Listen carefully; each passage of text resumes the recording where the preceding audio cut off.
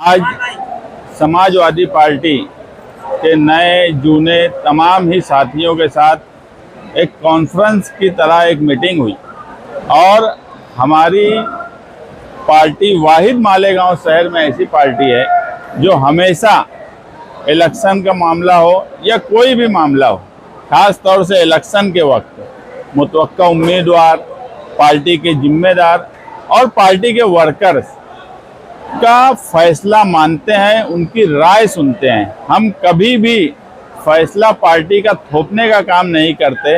आज हमने हमारा पैनल हमारी जिम्मेदारी के तहत तमाम ही वार्ड में कमेटी बनाई। 17 पैनल में 2 नंबर से लेकर 21 नंबर नदी के इस पार के हिस्से में जितने पैनल है सबकी कमेटी बनाई गई और 12 रबीउल अव्वल के बाद मेरा पैनल मेरी जिम्मेदारी के तहत समाजवादी एक्शन कमेटी हर पैनल में वो खुद इलेक्शन लड़ रही है। इसके तहत अपना काम काज शुरू करेंगी। हम ये चाहते हैं कि मालेगांव शहर का विकार, मालेगांव शहर का दबदबा, मालेगांव शहर की आबरू इस इलेक्शन में हारे नहीं, वो जीतना चाहिए। इसीलिए हमने तमाम लोगों की राय ली और गठबंधन के ताल्लुक से भी हमने तमाम ही पैनल के एक एक जिम्मेदार वर्कर ने खुलकर अपनी राय रखी।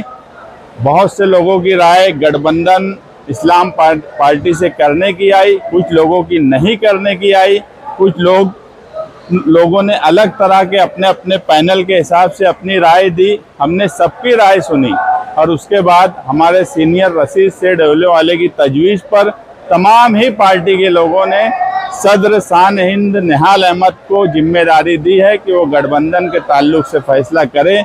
लोगों की राय ये थी कि विकार के साथ गठबंधन होना चाहिए और ये फैसला सदर शान हिंद करेंगी। हमने तमाम ही जो हमारे उम्मीदवार हैं इलेक्शन में लड़ने वाले, जो हमेशा से काम काज करते हैं, उम्मीद यानी लोगों का काम काज करते हैं, पार्टी के लिए काम काज करते हैं, हम उनके लिए कोशिश करेंगे कि वो इलेक्शन लड़े और अवामी खिदमत करते रहें। ये इलेक्शन आने वाला कारपोरेशन का इलेक्शन, ये ऐसा इलेक्शन होने वाला है जिसमें हमारी राय यही है कि मालेगांव शहर का विकार और मालेगांव शहर की भलाई के लिए कोई फैसला हो। अगर वो फैसला गठबंधन करने का हो तो उस तरफ जाएंगे, वो फैसला गठबंधन करने का नहीं हो तो उस तरफ जाएंगे, मगर मालेगांव के विकार और भलाई से हम कोई समझौता नहीं करेंगे। मेरा एक सवाल है कि गठबंधन को लेकर आप चर्चा कर रहे हैं, अगर मौजूदा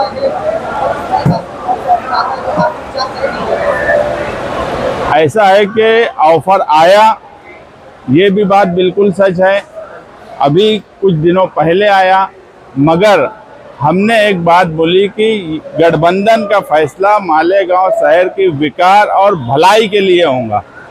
ये गठबंधन फिरका परस्त, आप देखेंगे मालेगांव शहर में 2 तरह का गठबंधन हो सकता है दिखे आने वाले इलेक्शन में। एक बीजेपी शिवसेना और मालेगांव शहर की इस तरफ की पार्टी के साथ हो, और एक गठबंधन ऐसा होगा जो मालेगांव के विकार और भलाई के लिए होगा। और हम मालेगांव के विकार और भलाई की तरफ जो गठबंधन जाएंगे उसकी तरफ जाएंगे।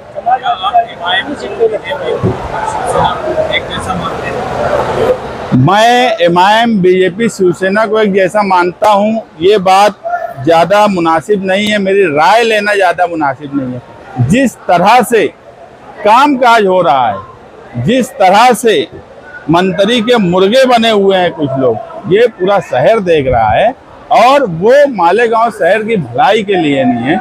ये इलेक्शन मालेगांव शहर की तरक्की के साथ उसके आबरू, उसके विकार का इलेक्शन होने वाला है।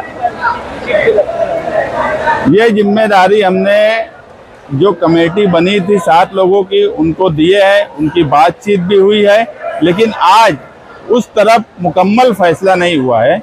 लेकिन हम ये चाहते हैं कि मालेगांव शहर के हर पैनल में या हर हिस्से में हमारा झंडा दिखे।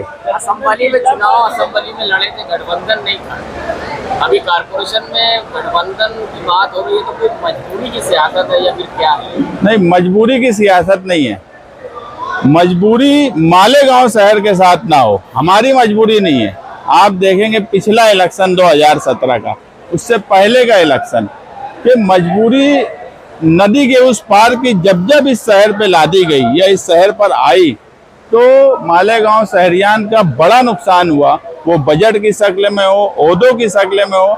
आप देखेंगे, आप जिस हिस्से में हो यहाँ पर से लेकर पूरा शहर खुदा हुआ है और नदी का वो हिस्सा कैसा है। हम 80% टैक्स भरने वाले लोग हैं, तो मजबूरी अब इस शहर की हो गई है कि नदी के इस पार ऐसा कोई फैसला हो जिसकी वजह से हमें नदी के उस पार की जरूरत ना पड़े।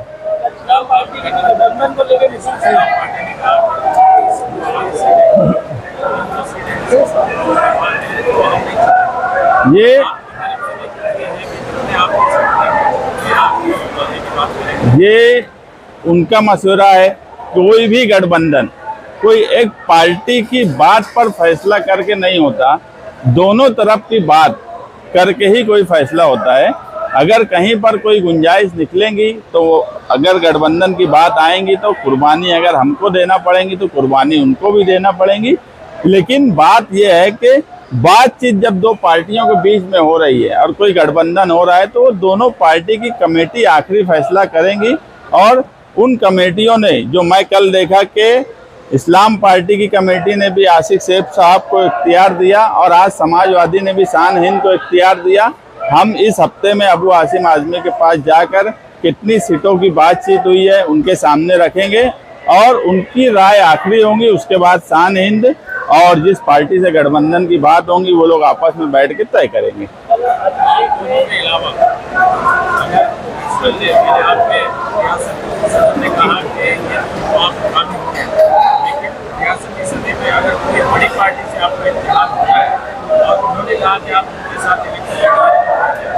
हमने जब बातचीत शुरू की, कमेटी बनाई, तो रियासती सदर अबू आसिम आजमी साहब के पास जाकर पहले उनसे बात की कि इस तरह की हम बात कर रहे हैं। उन्होंने हमको पूरा इख्तियार दिया कि आप अपने लेवल पर मालेगांव शहर के हालात को देखते हुए आप अपना फैसला करिए। लेकिन उसके बाद भी वो हमारे सदर हैं, कितनी सीट हमको मिल रही है, कितनी सीट पे इलेक्शन लड़ना चाहिए, ये बात आखिर उनके पास रखकर उनका फैसला लेंगे। उन्होंने मुकम्मल इख्तियार मालेगांव शहर की सदर शान हिंद को दिया हुआ है। दीगर पार्टियों से भी एहतियात करेंगे क्या? हम हर हाल में चाहेंगे कि शहर के विकास और शहर की भलाई के लिए अगर कुछ पार्टियां और गठबंधन में आती है और एक ऐसा इत्तेहाद होता है जो इत्तेहाद नदी के उस पार की ज़रूरत को ख़त्म कर देता है और मालेगांव शहर की आबरू और विकार को सबसे ऊपर रखता है, अगर ऐसे कुछ लोग होंगे तो हम कोशिश करेंगे वो भी आएँ।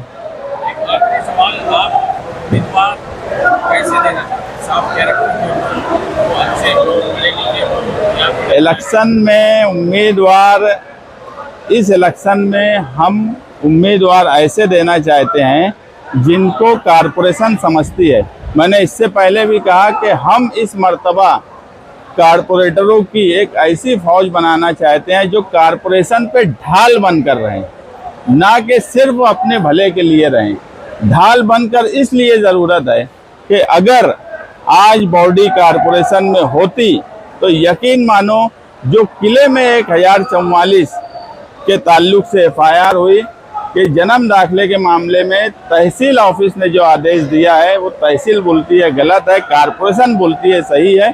अगर आज एक अच्छी बॉडी होती, समझदार बॉडी होती, जिनको पेपर समझते, जिनको कायदा कानून समझता, तो यकीन मानना कि वो 1044 में हर हाल में आज का तहसीलदार से लेकर कलेक्टर तक का ठहराव करके हम उनके ऊपर इंक्वायरी बैठा देते। इसलिए हम चाहते हैं कारपोरेशन में एक ढाल आए। ओ भाई, समाजवादी पार्टी एनडीए इत्तेहाद में, कांग्रेस बड़ी पार्टी है, तो उनके लिए भी कोई पैगाम है क्या कि वो अगर आए तो साथ में लेंगे? जो है कांग्रेस मालेगांव में कितनी बड़ी पार्टी है इसका फैसला आप ही लोग करें, मालेगांव के लोग करें। मैं उस पर कुछ ज़्यादा बोलना नहीं चाहता।